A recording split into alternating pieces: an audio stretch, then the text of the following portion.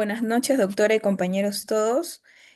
El tema a tratar es traumatismo cranoencefálico, de las cuales las integrantes somos Cruz Zenaida, Soto Manuel, Tello Antoinette y Velasco Rosita. Siguiente, por favor.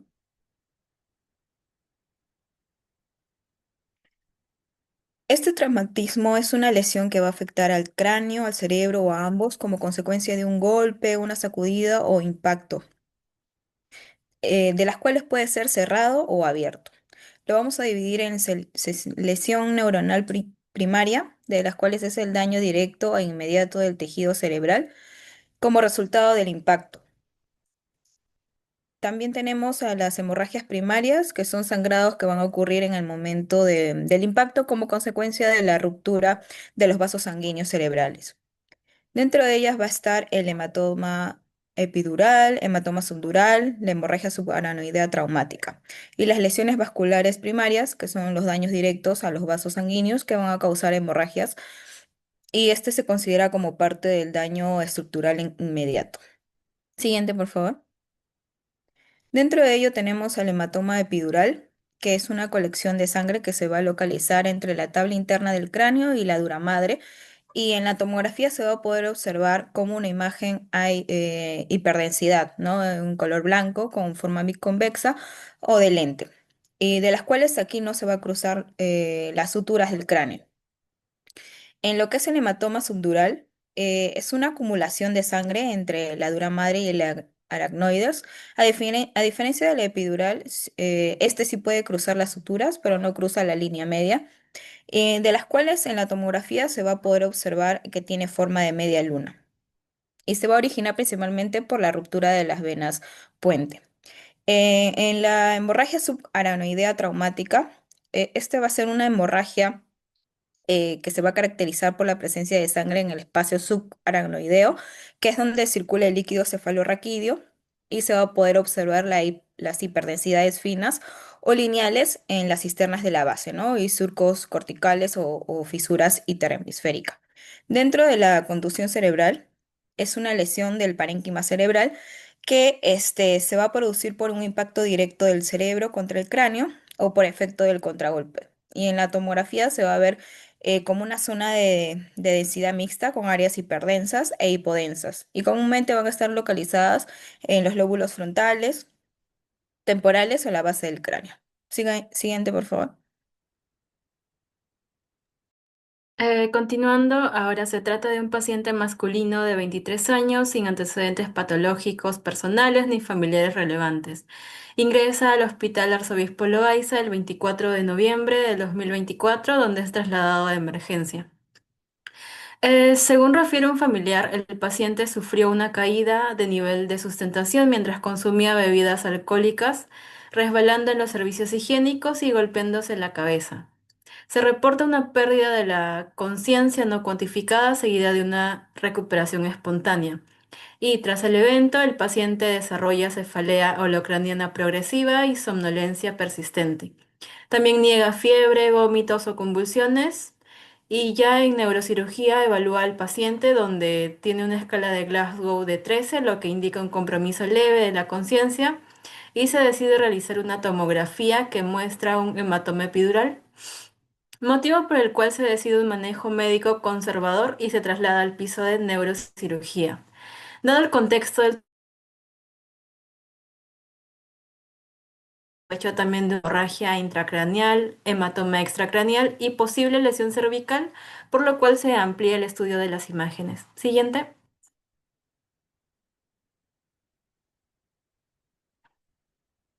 Al examen físico, el paciente se encontraba en decúbito supino, ventilando espontáneamente, sin signos de compromiso respiratorio, cardiovascular ni abdominal.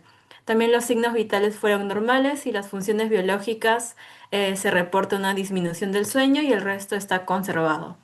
Inicialmente presentaba un Glasgow de 13, pero ya en hospitalización mejora a 15, estando alerta, lúcido, orientado y sin fluctuaciones del sensorio.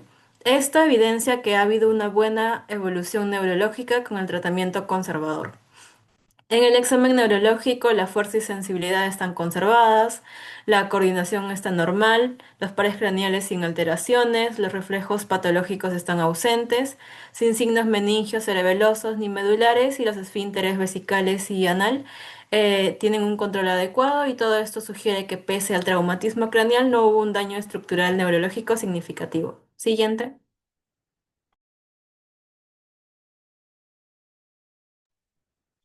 Ok, el día 24 se le hace una radiografía de tórax al paciente, en el cual, evaluando la calidad, vamos a ver que es una placa tomada posterior o anterior, se evalúa lo que es la rotación, inspiración y penetración, el cual es adecuado. Podemos observar la columna vertebral a través de la silueta cardíaca y los campos pulmonares. También podemos observar los arcos costales, podemos contarlos y no se observa ningún tipo de alteración a ese nivel. Ambos tambos pulmonares bien aireados, el índice cardiotorácico dentro de los valores normales. Podemos observar que ambos hemodiafragmas están en un tamaño normal, una posición normal, y no hay compromiso de los recesos costodiafragmáticos. Sin embargo, la tráquea se puede ver ligeramente desviada hacia la izquierda, probablemente por el estado en el cual llegó el paciente. Ok, en la tomografía perdón, en la tomografía del encéfalo el día 24, en el paciente se puede observar un hematoma epidural frontoparietal, en el cual el manejo se dio a través de neurocirugía. Y el día 29 se observa ya el hematoma intracerebral frontal derecho, 28 a 30 milímetros. Se observa un edema vasogénico perilesional en el área del daño. También se observa un hematoma subgaleal, una área de hiperdensidad en el seno sagital superior. Se tiene que descartar otros diagnósticos como una trombosis o una calcificación del seno sagital superior, pero probablemente esa hiperdensidad sea debido a la lesión y no se observa isquemia ni nada por el estilo. Se puede observar también calcificaciones de los plexos coroideos a nivel de los ventrículos laterales y ambos ventrículos laterales son asimétricos. Viendo ya lo patológico, en la ventana ósea o ventana de hueso se puede observar fracturas biparietales, líneas hipodensas a nivel de ambos huesos parietales, igual en el hueso occipital, tanto en un corte transversal como en un corte coronal, ¿no? Como se puede observar en el video. Ya en la ventana parenquimal podemos observar lo que es un hematoma intraxel frontal, esta área hiperdensa, un edema vasogénico perilesional.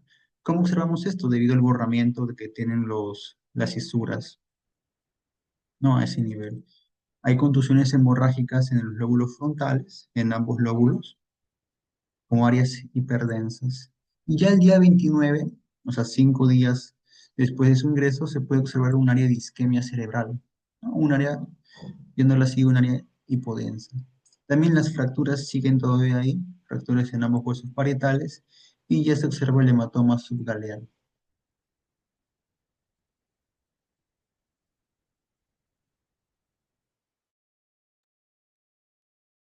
En los diagnósticos diferenciales del hematoma frontal derecho, tenemos que puede ser por un traumatismo, que es lo más probable, ya que se considera el mecanismo de caída y golpe en la cabeza mientras el paciente se encontraba bajo efectos del alcohol.